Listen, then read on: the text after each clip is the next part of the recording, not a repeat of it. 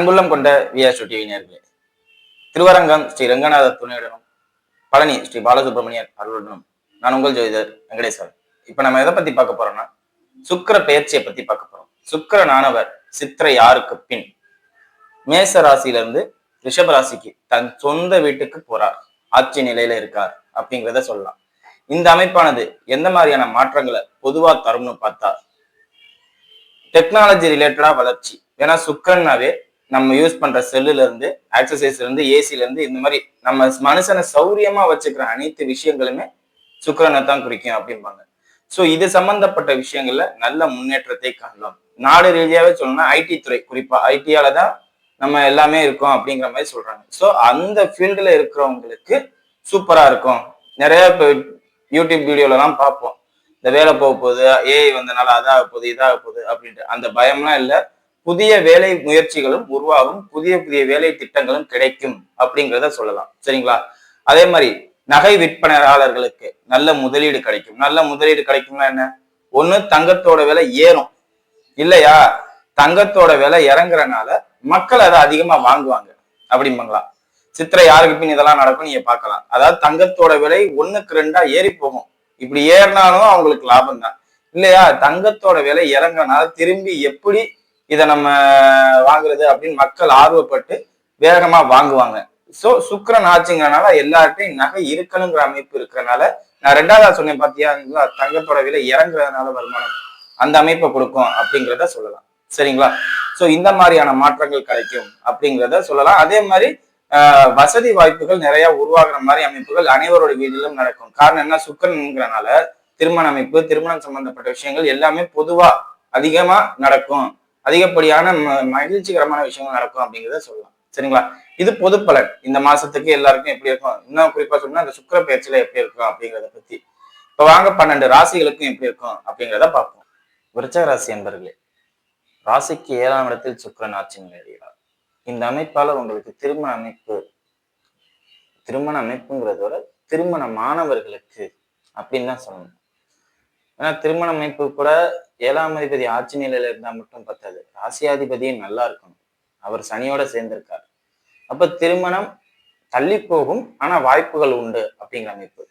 இதே திருமண மாணவர்களாக இருக்கும் பட்சத்தில் திருமண வாழ்க்கையில கொஞ்சம் சந்தோஷம் இருக்கும்.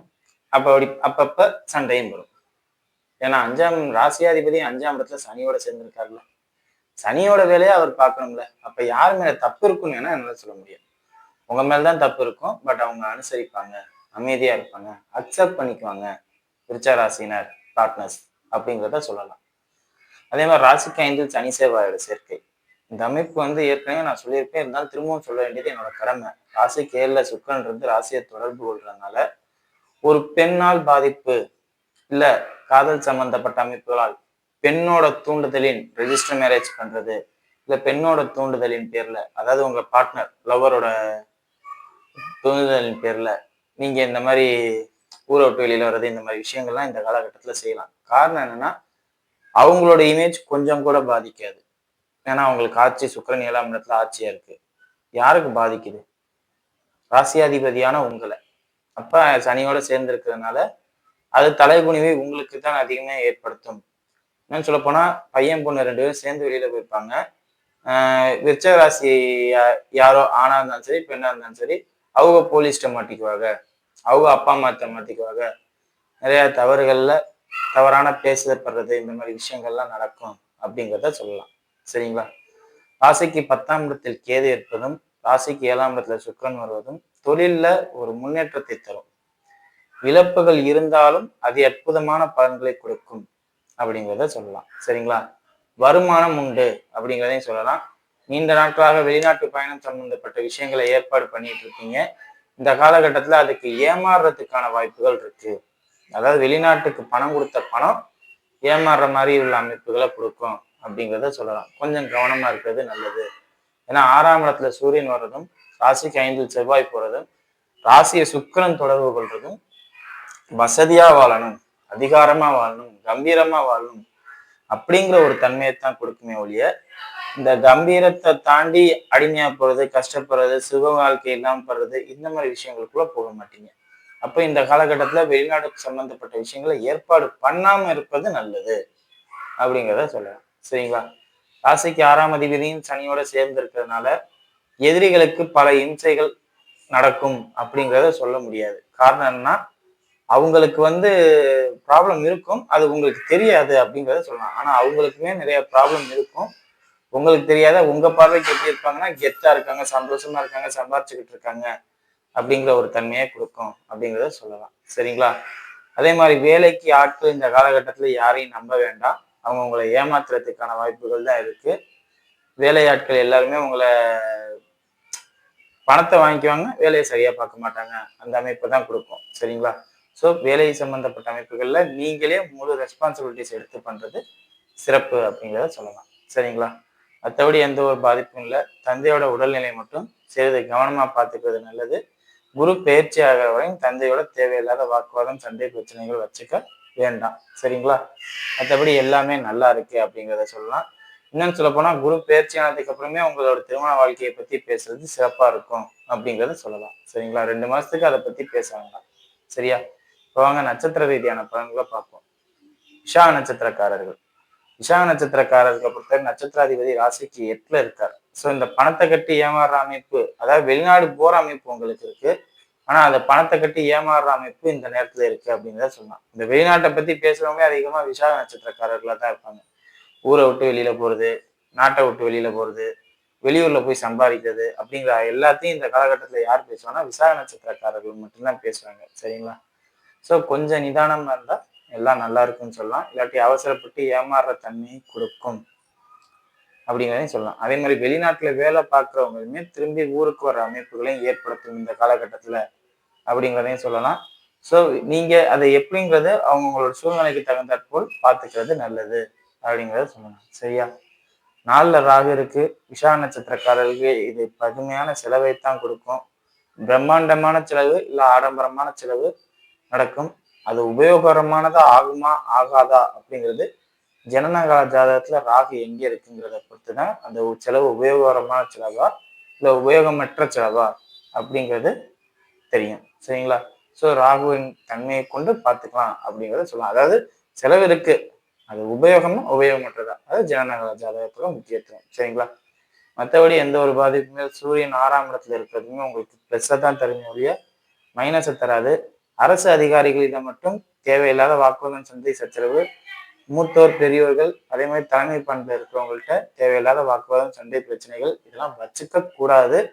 ஏன்னா சூரியன் 6ஆம் இடத்துல இருக்கும் போதுல அவங்களோட தான் முதல்ல சண்டை போடுவீங்க. நீங்க அவங்க ரூல்ஸை பிரேக் பண்ணி போவாங்க.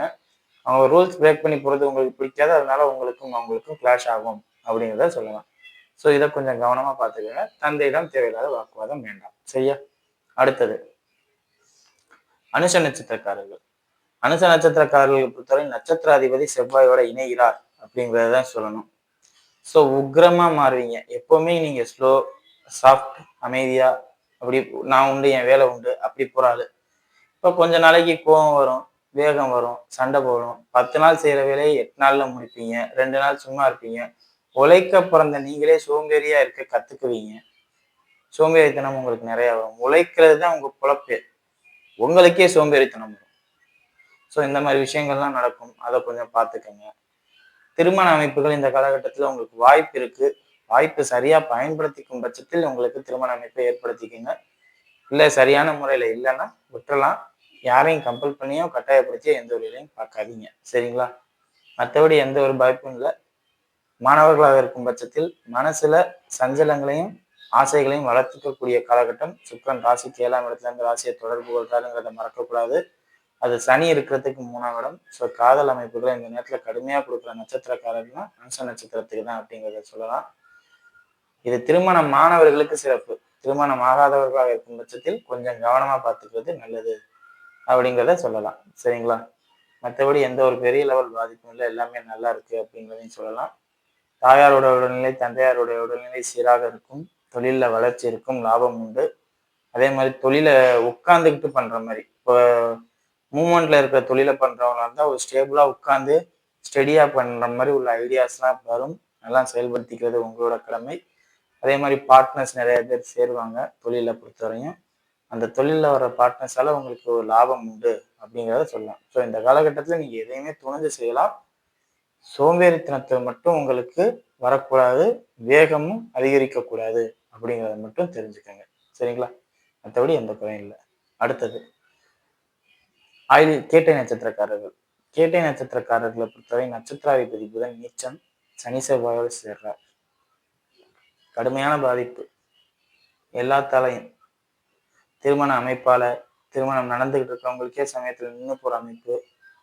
நான் தான் சொன்னேன்ல ஆரம்பத்திலே, அதாவது ஒரு பெண்ணால் பாதிக்கப்படுபவர்கள், ஒரு ஆணால் பாதிக்கப்படுபவர்கள், இந்த மாதிரி அமைப்புகள்லாம் நிறைய நடக்கும். இந்த மாதிரி நிறைய விஷயங்கள், சொத்து பிரச்சனை நடக்கலாம், உடன் பிறந்த சகோதரர்களால பிரச்சனை வரலாம். திருமண அமைப்பு என்னைக்கோ எழுதின லெட்டர், வேணா 3ஆம் அதிபதியோட தானே செவ்வாய் சேர்றாரு. என்னைக்கோ எழுதின லெட்டர், என்னைக்கோ பிடிச்ச போட்டோஸ், என்னைக்கோ நடந்தது, அது இன்னைக்கு பிரச்சனையா வரும். இன்னைக்கு அது கடுமையான பாதிப்பா இருக்கும், பேச்சு பொருளா இருக்கும், சண்டை சச்சரவுகளா இருக்கும் அப்படிங்கிறத சொல்லலாம். ஸோ இந்த 3ஆம் அதிபதி செவ்வாயோட சேர்றாருங்கிறதுனால டாக்குமெண்ட் சம்பந்தப்பட்ட அமைப்பு, படிப்பு சம்பந்தப்பட்ட அமைப்பு, ரெக்கார்ட் சம்பந்தப்பட்ட அமைப்பு, அதே மாதிரி திருமண அமைப்பு, எல்லாமே ஒருத்தர் இன்னொருத்தரோட கம்பைன் ஆகிற விஷயங்கள் எல்லாமே தனித்துவம் இல்லாத 2 பேர் 3 பேர் சேர்ந்து பார்க்குற விஷயமாக இருந்தால் அந்த அமைப்புகள் அனைத்துலையுமே கொஞ்சம் கவனம் தேவை. பெரிய பெரிய சிக்கல்கள்லாம் இந்த நேரத்தில் நீங்கள் பார்ப்பீங்க அப்படிங்கிறத சொல்லலாம். ரொம்ப ரொம்ப கவனமாகவும் எச்சரிக்கையாகவும் இருக்கிறது நல்லது அப்படிங்கிறதையும் சொல்லலாம். உடம்புக்கும் மனசுக்கும் முக்கியத்துவம் கொடுங்க. மற்ற எதாக இருந்தாலும் அப்புறம் பார்த்துக்கலாம். ராசினருக்கு சனி செவ்வாய் சேர்க்கை கடுமையான பாதிப்பு அப்படிங்கிறது தான். அதுவும் குறிப்பாக கேட்டை நட்சத்திரக்காரர்களுக்கு பாதிப்பை தரும் அப்படிங்கிறத சொல்லலாம். எல்லாத்துலேயும் ஸ்லோவாகவும் சோலோவாகவும் இருந்துக்கிறது உங்களுக்கு நல்லது. சரிங்களா? முதல்ல நீங்கள், அப்புறம் தான் யாராக இருந்தாலும். தாயாருடைய உடல்நிலை மட்டும் ரொம்ப ரொம்ப கவனமாகவும் எச்சரிக்கையாகவும் பார்த்துக்குங்க. ஒன்று நீங்கள் அவங்களால பாதிக்கப்படணும், இல்லை அவங்க உங்களால் பாதிக்கப்படணும் அப்படிங்கிற அமைப்பு இருக்கு. சரிங்களா? மற்றபடி எல்லாமே நல்லா இருக்கு. தொழில்துறையை பொறுத்தவரை யாரையும் நம்ப வேண்டாம் அப்படிங்கிறதை சொல்லலாம். சரிங்களா?